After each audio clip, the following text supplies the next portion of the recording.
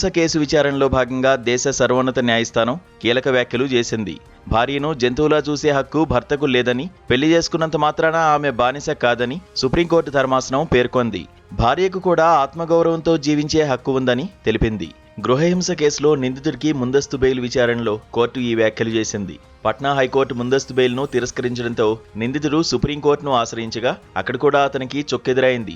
న్యాయమూర్తులు అరవింద్ కుమార్, పిబి వరాలేలతో కూడిన ధర్మాసనం ఈ పిటిషన్ను విచారించింది. నిందితుడు తన మొదటి భార్యపై మద్యం మత్తులో దాడి చేశాడని బాధితురాలి తరఫు న్యాయవాది ఆరోపించారు. ఆమెను నేలపైకి నెట్టివేయడంతో తలకు ఇటుక తగిలిందని, ఆ తర్వాత కర్రతో దాడి చేశాడని ఫిర్యాదులో పేర్కొన్నారు. అంతేకాకుండా నిందితుడికి మొత్తం 3 పెళ్లిళ్లయ్యాయని, దాడి తర్వాత బాధితురాలికి ఎటువంటి ఆర్థిక సాయం అందించలేదని కోర్టుకు వివరించారు.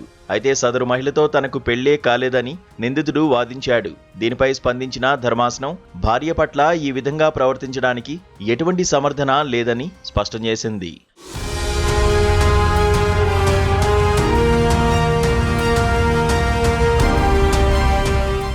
భార్యను జంతువులా చూడాల్సిన అవసరం లేదని సుప్రీం ధర్మాసనం మండిపడింది.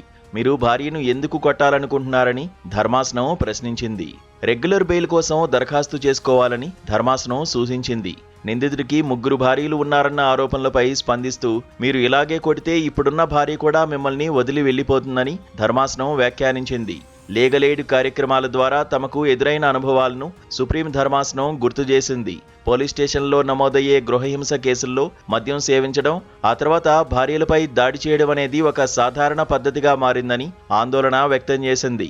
చాలా కేసుల్లో మహిళలు తమ భర్తలు మద్యం సేవించడాన్ని అభ్యంతరం చెప్పడం లేదు, కానీ తాగిన తర్వాత తమపై దాడి చేయడాన్ని మాత్రం తీవ్రంగా వ్యతిరేకిస్తున్నారని ధర్మాసనం పేర్కొంది. నిందితుడిపై ఉన్న ఆరోపణలు తీవ్రమైనవని, ఈ దశలో ముందస్తు బెయిల్ ఇవ్వడం సాధ్యం కాదని పేర్కొంటూ ధర్మాసనం పిటిషన్ను తిరస్కరించింది.